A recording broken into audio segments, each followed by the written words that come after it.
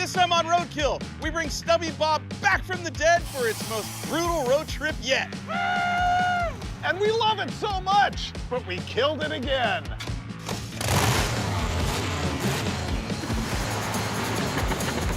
Woo! Wow!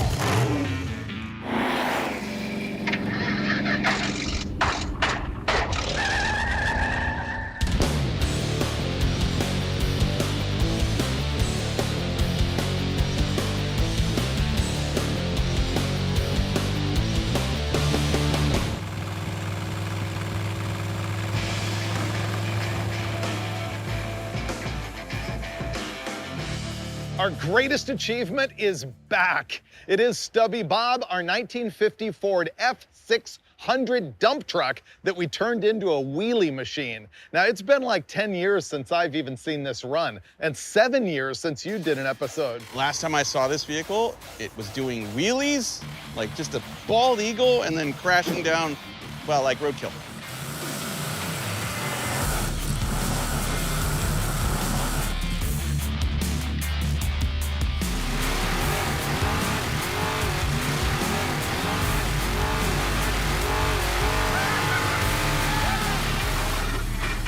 Splat. Broke stuff. Everything. Bent the axle, motor nearly fell out of it, drive shaft did fall out of it. It needs some things. It does. So let's review the build here. First of all, we shortened the thing. See the wheelbase, how it's all dinky? Second of all, we decided to put a 454 big block Chevy in the back with a Wyand 871 supercharger. The transmission is a Gearstar 4L85, and then it's got a V-drive, so the engine is pointing forward, and then the V-drive sends the power backwards to the rear tires, which is a stock axle. In the front, it's just got like a Speedway gasser front axle that's way too flimsy for the Way truck. too light for it. Yeah. Shouldn't be doing wheelies with that. But we're not trying to do wheelies this time. Nope. Sand drag racing. We want to take it on an adventure for this Roadkill. We are driving 300 miles to Yuma, Arizona to try and sand drag this thing. But there is some work that needs to happen first. It has been sitting for 7 years. I'm guessing the carburetors are junk, the fuel tank is full of crud. Drive shaft stented. Is it? Yeah. Oh, yeah. It's the same one. I didn't fell know out. that. Yeah, it actually needs replacing. Maybe look at the front axle. Here's a fun fact to know and tell about Stubby Bob. It was going to be in one of the Fast and Furious movies, and we dropped it off at their shop, and they made us a new motor plate so the engine wouldn't fall out of it. It ended up not being in the movies, but there you go. She's a pusher right now. Yeah. Yeah. Ready to push it in? Yes. There. I'm gonna start by pulling the carburetors and rebuilding them, not because we know they're garbage, but because we know they've been messed with. People have borrowed parts and stuff, so we just wanna make sure that they're okay. And I'm gonna drain the oil, and I'm gonna cross my fingers that there's actually oil to drain. We are working in the new and palatial Hot Rod Garage shop. We no longer have our old shared shop, and so now we're turning this one into a shared shop against their will. Carburetor coming off.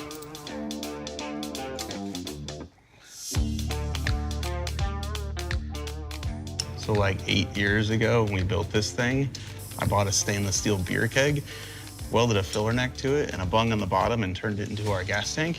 Well, the filler neck's been rusting for 8 years. Look at all the stuff on the end of that. That's in our gas tank, probably in our carburetors too. A lot of surprises here on day one. Rust coming out of the fuel tank and oil coming out of the fuel line from the electric fuel pump. I've seen a lot of things, right? Things that cannot be unseen. This is new to me. Oh, dude, Bob. Here's one of 2 Holley carburetors. You can see why I'm taking it apart, because the needle and seat was totally loose. I know they've been messed with. There's the gasket, still usable. Wow, there's no crud in this. Also no crud. There's really nothing wrong with this carburetor. As a matter of fact, I'm even gonna reuse the gaskets. I don't know if the rear one's okay, but I'm guessing it is.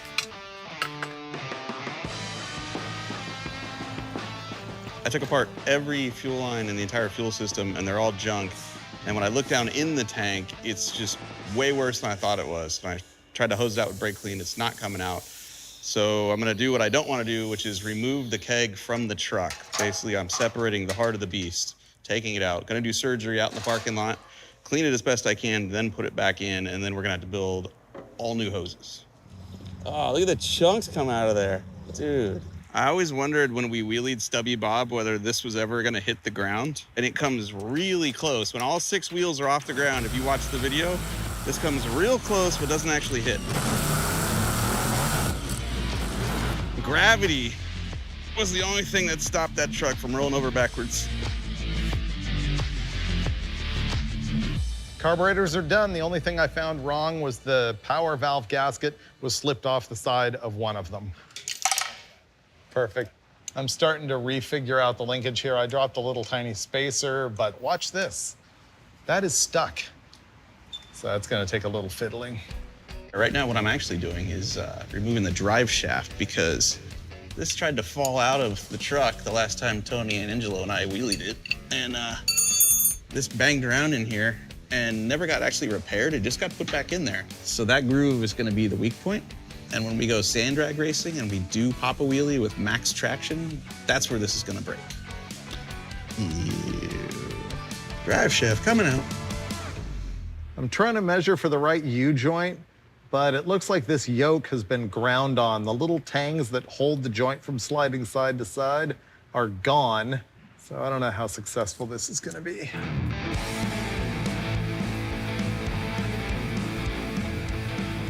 This is strange. I just took spark plug out and looked great. Wasn't even rusty. Bob just wants to go. Bob's ready. We might not even fix the bent front axle. We may just hit the road here. Bob has very sticky throttle linkage. Oh, well, we should probably fix that then. Yeah, that's as far as it goes. Yeah, it's not even close. Secondaries are just barely cracking open. We'll still be able to get this to run today. We just wouldn't have wide open throttle, and that's no fun for racing. Okay. It's not hitting inside the blower because it would lift up. We would see the carburetor moving. Well, now we've got wide open. I think that a butterfly was hitting the inside of the carb adapter on the blower, and we just moved the carburetor a little bit. But So if you push hard enough, you get there, but does Yeah. it stick open? it's hanging up on that thing pretty hard. What a stupid thing. We're still fiddling around here. It looks like this throttle position sensor is giving us the problem, so we're gonna start to modificate it. This bracket that's holding our throttle position sensor has this little ear right here, and if you swing it over just enough, it contacts the throttle linkage and you can't go wide open. So I'm gonna go cut this off, baby steps. We solved the problem with the TPS sensor by moving the bracket underneath another bracket. It's complicated, but it works now. Okay, it's not perfect, but it's better. Our fuel tank is a beer keg, and therefore we just put the fitting in the bottom in order to gravity feed it. And the big deal is that if we run the hose up and come back down to go into this pump, which is tempting, then it's asking the pump to lift fuel, which they don't like to do. That tends to burn them out. So this convoluted nightmare is our new fuel system. This is the outlet from our tank. This is a ball valve to shut the fuel on and off because this fuel filter is guaranteed to clog, I'd say within 12.7 miles of us leaving here, because there's still rust and there's still junk and there's still stuff in that tank that we don't want to go into our fuel pump. So the plan is to shut the fuel off, take this apart, clean out that fuel filter, put it back in, turn the fuel back on, and keep driving over and over and over again until we reach nirvana. The last hose is made. We just need to install it, and then we fire it up. Oh, things are humming right along. Gas tank is in, carbs are rebuilt. Believe it or not, that Duralast battery has been in here for at least 3 or 4 years. We're finally ready to crank it over. Hit it. Here we go.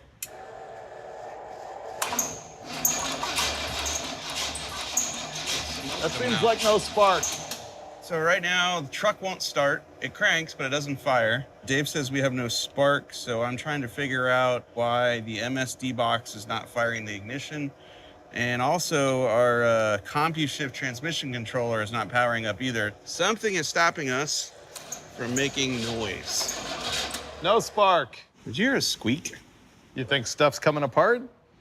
Let's crank it really slow. Let me check compression at every hole. Okay.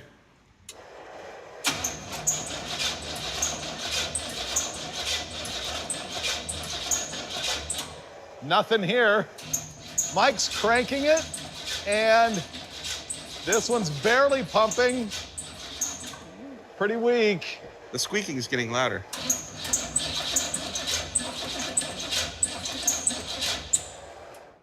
You're guessing it might be cranking slowly because something inside the engine is not wanting to spin? Yeah. So after a whole lot of troubleshooting, we have narrowed our problem down to poor wiring on my part. We had wires running through the floor of the truck. They rubbed on the sheet metal, rubbed the insulation off of the wires, which then grounded out our ignition wire, frying our ignition box, I think. And that's why we had no spark. And it's likely we've destroyed the ignition box as a result, so. All right, now we're gonna go to troubleshooting by replacing. So the drag wire next door has this same ignition box on it. We're gonna go steal that and cobble it in here and see if we've got spark.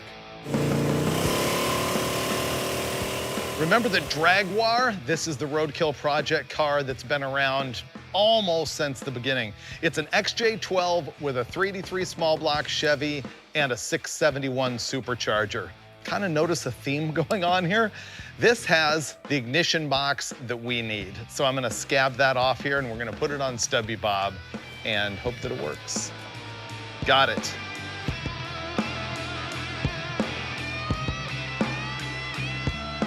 I think we're ready to test. Used, new to us ignition box. Let's transfer from one car to this car, and I believe it is wired, and let's see if we have spark. Crank it. Okay. Nothing. Oh, that's weird. Either we have two dead boxes or a dead coil. We can try the screwdriver thing. Okay, ready? Yep. There we go. Nothing.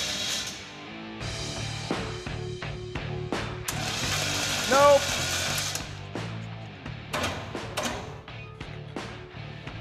Crank it. Nope. Nothing. Still nothing. All that work and we got no spark. It's all coming back to me now. Once upon a time, Tony, Angela, and I took a road trip in this truck and the battery exploded while we were driving. And we had to rewire it and relocate it at the side of the highway. So we bolted one battery cable to 7 others, and one of these 7 broke off, and it just happened to be the one for the ignition box. All day long, changing boxes, changing coils. Now we have actual hope because electrical systems like a complete circuit. It's grounded now and it's gonna spark. Ready? Yep. Yes! We got spark, and now we put spark plugs in and we make violence happen. It's gonna run. It's definitely gonna run. Ooh, you're watching at home? Turn up the TV speakers because the neighbors are gonna be upset. In all the cranking, we no longer have the weird squeak inside the engine. We're ready to just fire this thing up.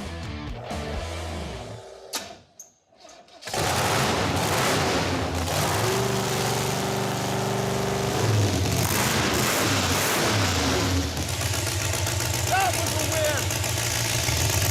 That makes me happy.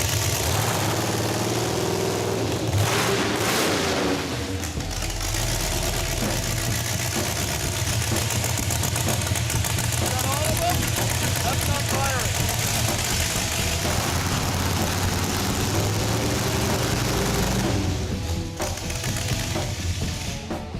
This hole has nothing going on. Cold air pumping out of it.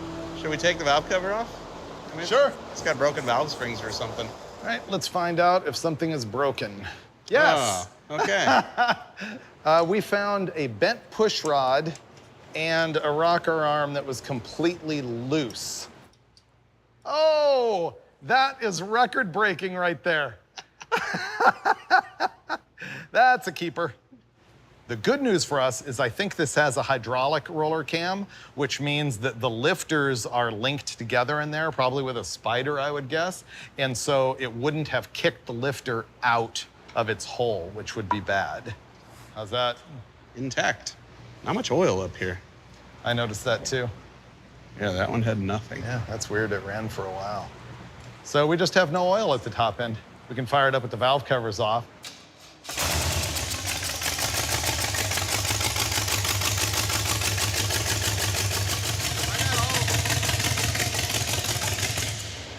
Oh, I just started to get some on this one.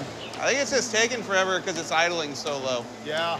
Well, that's a relief because we did get oil up top. So I think at this point, if we can find the right length push rod to replace this pretzel, we're good. In the meantime, though, this showed up. I can install our drive shaft, and given that I've probably lost some of the hardware for that, by the time this is actually in and bolted tight, maybe we'll have a push rod and we can keep on trucking. Drive shaft is in, but now we gotta make sure it stays in. So what I'm gonna do is take this 1/8 inch thick strap, cut a section of it about that wide, tack weld it to the yoke on our rear differential so that the U-joint caps don't spit out the side of it, because you can get away with just doing wheelies like that, but actually driving from LA to Yuma, Arizona, probably not. We found a local machine shop, and strangely, they didn't have the spaghetti push rod, but they did have this straight one, which will probably work better, and it's the right length. So I'm gonna put this thing back together. Here's something that weirds me out a little bit, is this engine has guide plates on it, and you're supposed to only use a hardened push rod with a guide plate, and these are not, but they don't seem to be chewed up, so let's just put it together and pretend we didn't see that. Drive shaft is in, U-joints are reinforced. Pretty sure Freiberger's done putting a push rod in the motor, which means after I tighten this switch back down, I think we can fire it up, maybe throw some water in it and see if it moves under its own power, which is huge because I have not driven this truck in like 7 years. We're gonna fire it up and attempt to put it in gear. This is it. Will it move? Come on.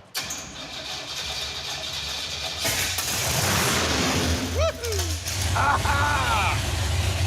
Reverse. Oh, it goes in reverse. Brakes work. And it goes in forward. That's all we need. We're out of here. Yes! Shut that off. It works. We get to go on a road trip in Stubby Bob. Wow, that was great. I think that cylinder works now. Yes, it does. There was hot, hot heat coming out of that. Stubby Bob lives! Woo! Tomorrow we ride. We're gonna hit the road in this garbage tomorrow morning. We're out of here. We are driving 300 miles to Yuma, Arizona to try and sand drag this thing. I believe that's officially the furthest this truck will have ever gone on a public highway. Sounds right. Yeah. Ignition, fuel. Yep. We are doing it. We're moving. Oh, we're out of the shop now. It's official. There's drive. Oh, it's official now. We're going forward.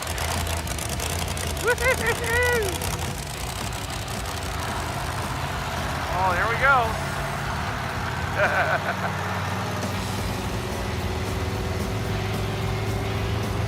The trans is not shifting. Yeah, and the front end is darting all over the place. So the toe is all out? And it wants to pull right really badly. This is sketchy. So not freeway ready, I guess? Definitely not freeway ready. Okay. We're going straight back? You want to get gas first? Yeah. Good news, we're out of the shop. Less good news, the truck's gonna kill us if we drive it on the highway. This wheel has a bunch of positive camber. The top of the tire's sticking out. Both tires are towed in, maybe a little more than they need to be, but it's darting all over the place. It almost feels like it has a combination death wobble, and if you let go of the wheel, it wants to turn right. It looks way worse than it did inside the shop. We're headed back. That pipe's not smoking anymore. Oh, good. So either it stopped firing or it melted everything out.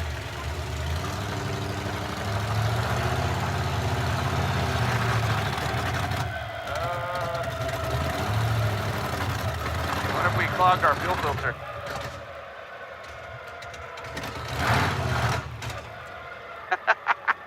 Okay.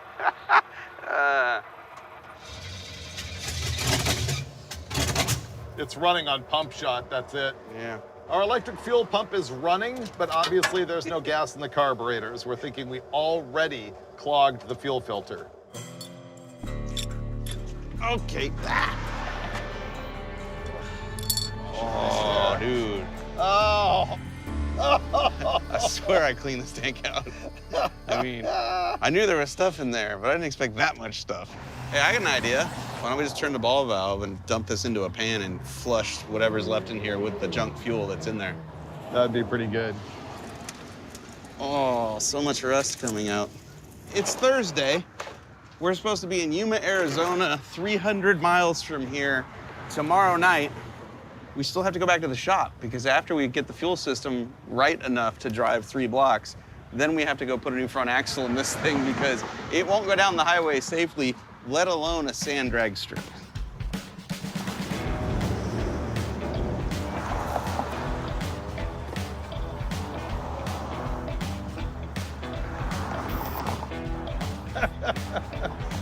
All right, back to the shop.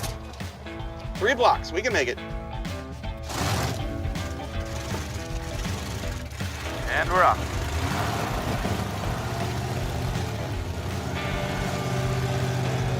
Why are you swerving? Huh? Why are you swerving? Bad. Yeah, stop that.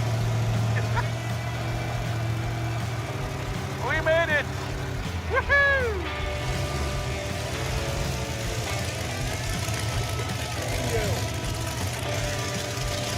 Perfect.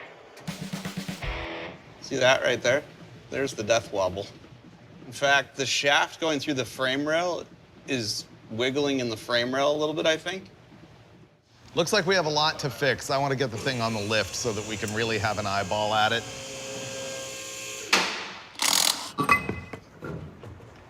Here's our new axle from Speedway Motors. It is for a gasser type solid axle conversion, and I didn't realize that it says right here on the sticker, it's for a Chevy spindle. We're gonna reuse our spindle and brake assembly and everything, and the kingpin bushings are already in there, so we don't have to hone or anything. It's gonna fit pretty good.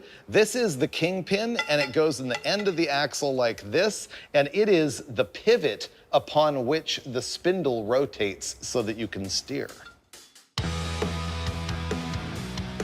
I feel pretty good about this, actually. Front end came apart easily. We might just re-weld new tabs to go with our new axle mounts, and we'll be back in business.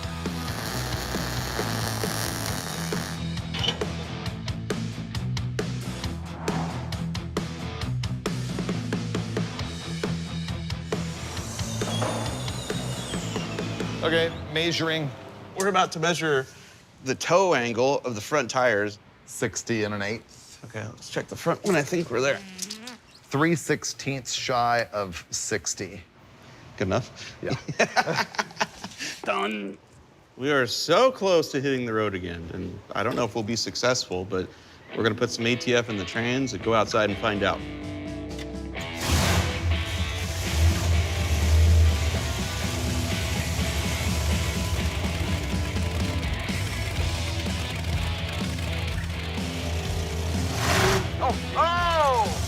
It does wheelies, dude. Yeah. The front end's a lot lighter now. I can tell. Oh, first gear. Suspension's already better.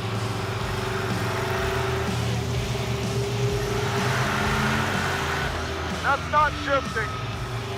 Feels like low. Whoa. All right, let's check it. Go again. There's third. There's fourth. I wonder if the rear end is in low. It must be. What's happening here is that it's driving at 3,000 RPM on the street at like 35 miles an hour. This has a 2-speed rear end. And so we're gonna try and shift it to a higher ratio. It's puking. I bet we have an air pocket in this thing. Yeah, me too. So drive up and down the street and see if you put it in high gear. I might have put it in neutral, I don't even know. So yeah, if you want to jump in, I'll stand back here.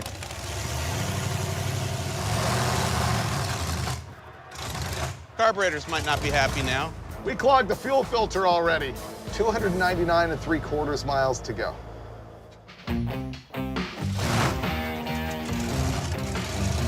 Apparently I started it in gear. It's like a phoenix just rising. Look at that thing. It looks incredible. Oh, he did it. He did it.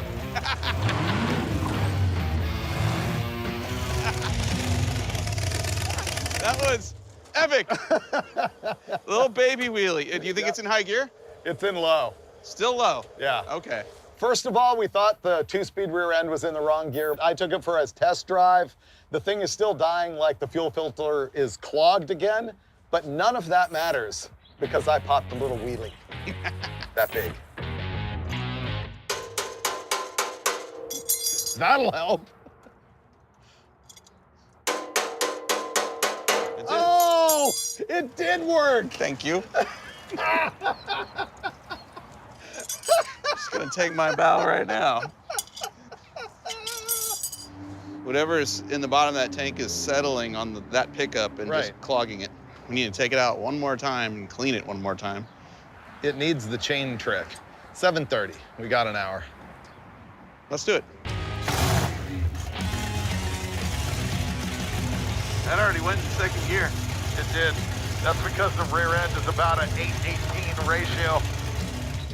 Well, we've driven it half a mile, and I gotta say, the steering is way better than it was the first time we drove it, so that's a win. We went shopping, then they broke the news that they are gating off the parking lot in like 20 minutes. So we gotta get out of here. I'm thinking that we're gonna hit a hotel somewhere locally and probably fix this junk in the morning. Yeah, right now we're at 2,500 RPM, and we're in fourth gear. It's not right. It thinks we're going 60. I think we can get to the hotel like this. Okay. Uh-oh. Surging? Yeah. We're running out of gas. Oh.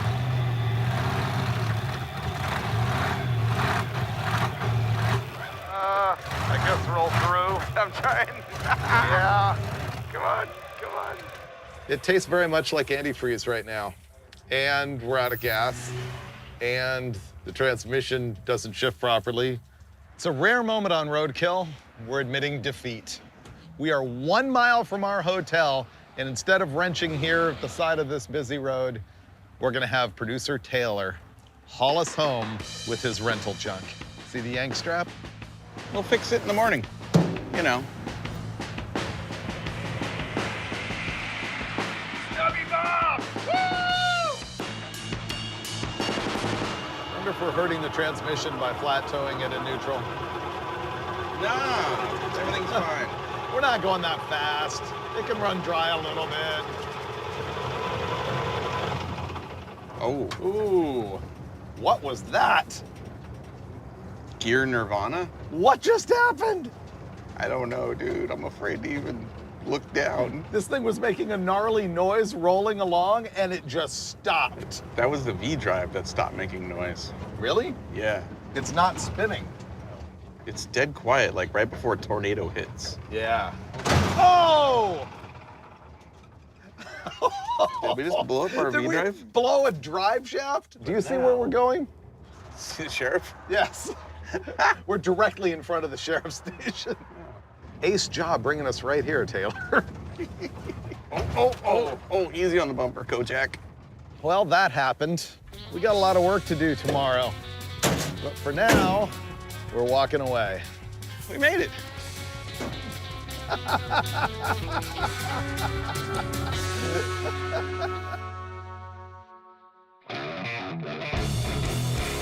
Morning, Bob. Good morning, Bob. Great, we got some wrenching to do. We are in the vacation wonderland of Carson, California. Last night we had multiple problems with Stubby Bob. Mm-hmm. So I think what we're gonna do first is take our beer keg out of it and try and clean it out with that chain right there. So what the chain's gonna do is once it's in there, we'll take the keg, put it on the lawn, roll it all over the place, and the chain should slide around and break up the rust. Then hopefully we can fill the thing with water and get all of it out. See? Ooh. Look at that. That is nasty.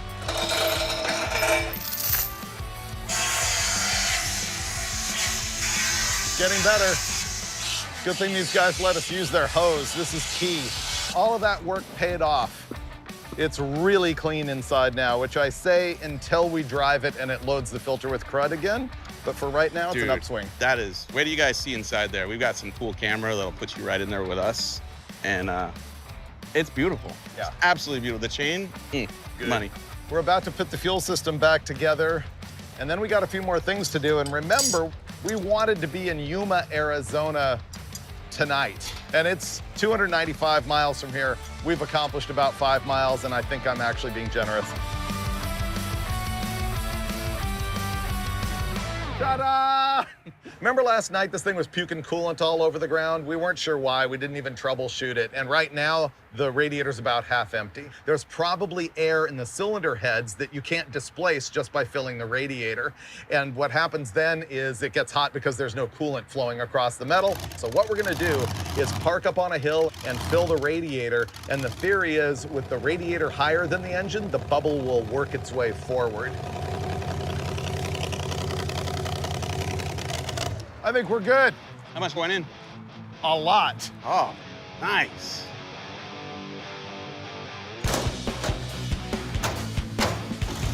Now we're rocking.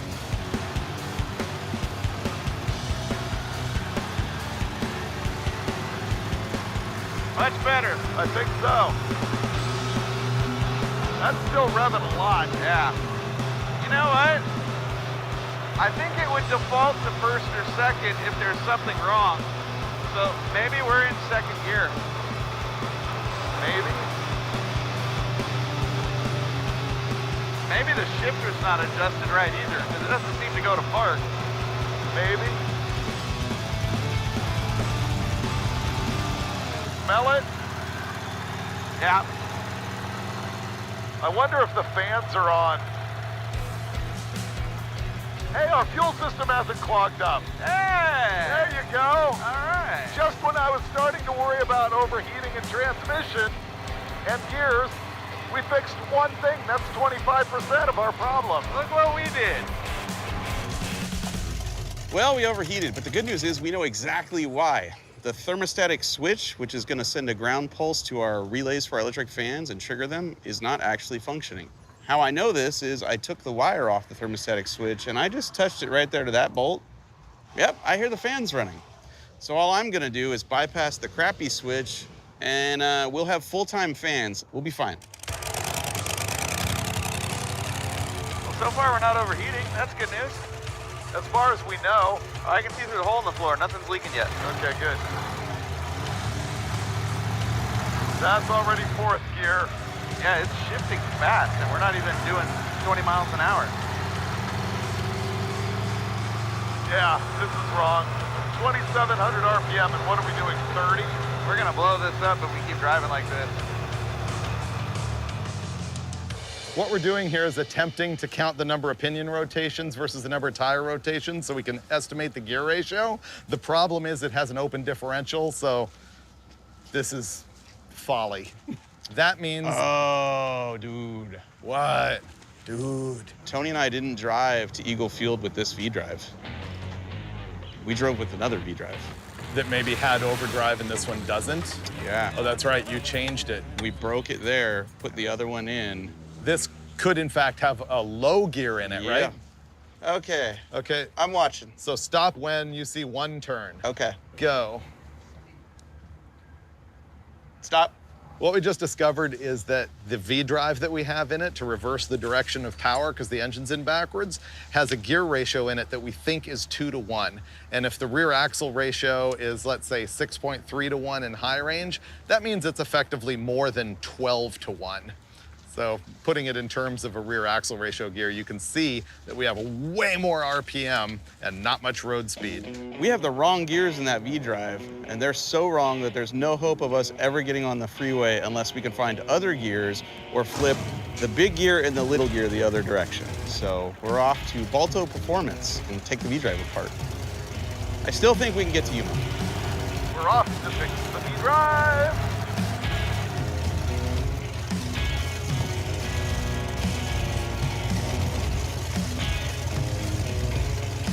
Well, we made it another few miles. This is Balto Performance. We're gonna use their parking lot and probably put fluids all over it and try and get the V-Drive out of this thing.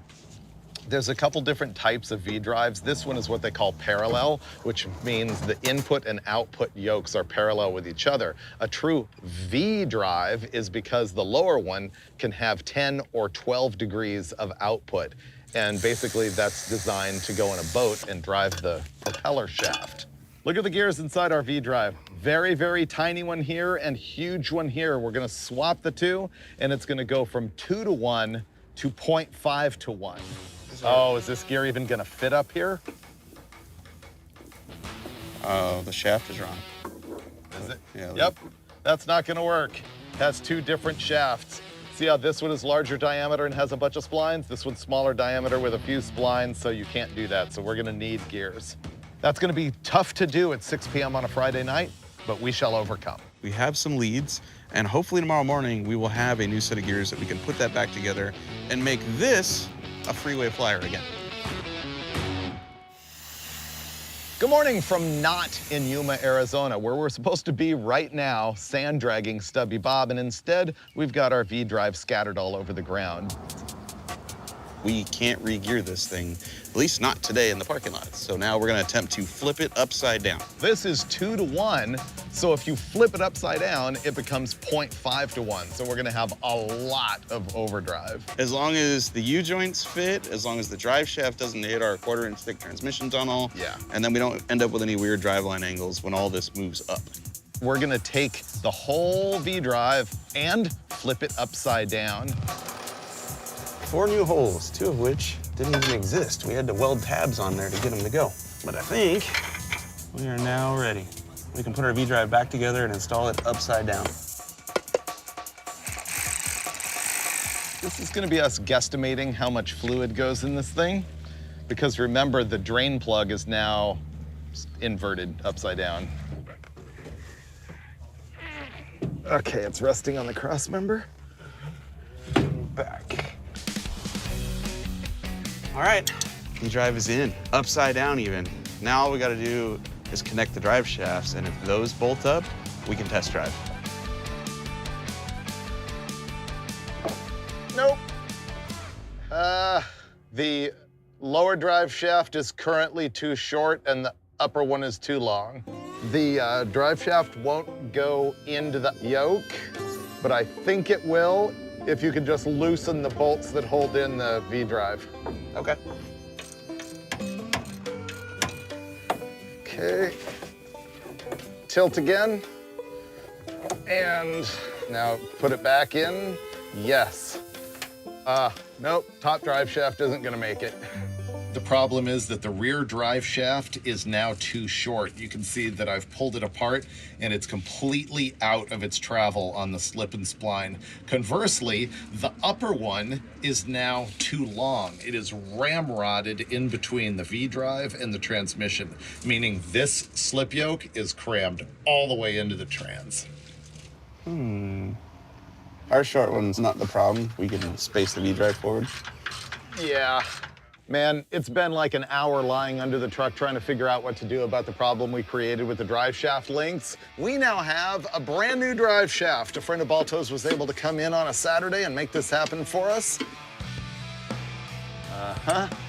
And this is gonna fit, even though these caps need to be squeezed together more. Drive shaft is installed but not tightened. We're gonna be good. It's fixed. Well, we're leaving anyway. No, it's fixed. Let's go. It's totally fixed. 300 miles, no problem. Let's see how our new half-to-1 V-drive works. Probably not going to be as snappy. It hasn't shifted yet. That's a good sign. Yeah. First gear. Second gear. Third gear. This is much better, bro. Way better. It is as if we have 308 rear gears and 38-inch tall tires. I love it. Oh, we're going straight to the highway. We're not messing around, baby. 405 south. Let's go!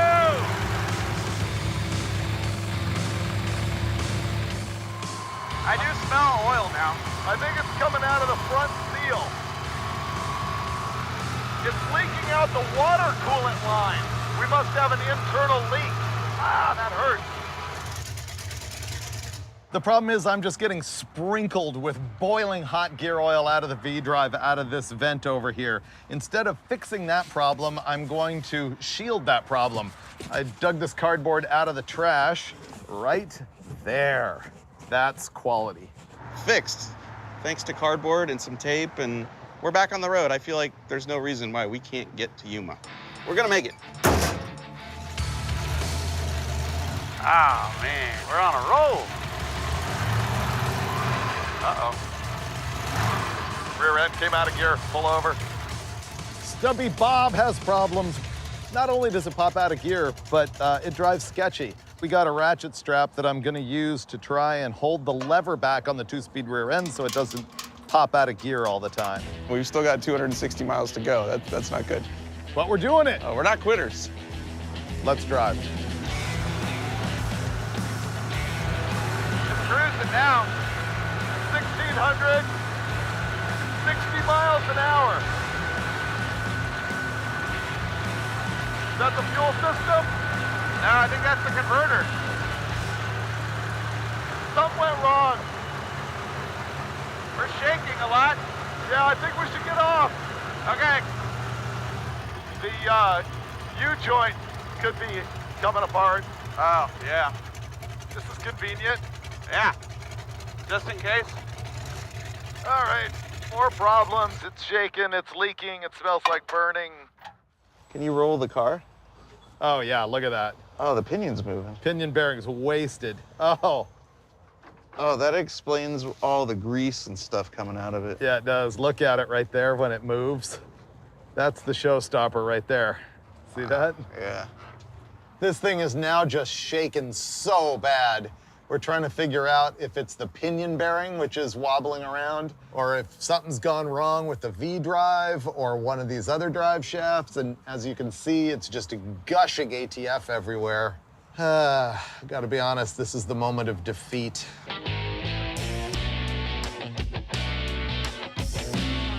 It's a new day, which means we have new opportunities to craft an entirely new plan for this episode. If you recall, on Friday, we were supposed to be in Yuma. Sunday, which is today, we could still be in Yuma, except we're not. We're in Huntington Beach, California, 270-ish miles away with no hope of getting there before the track closes. And so, what we're gonna do is something that seems damn near impossible at this point, which is cover the same amount of miles that we barely covered in 3 days in just one day so that we can get back to the MotorTrend headquarters. We're gonna double our miles today. I know! Yeah, it's another 26 right back to the office. It turns out Stubby Bob has issues that we don't really have the ability to overcome anymore this week. It's got a lot of problems. It's not really roadworthy. I'm gonna drive. Didn't see that coming, okay. So there's another chapter in the life of Stubby Bob. But the story's not over.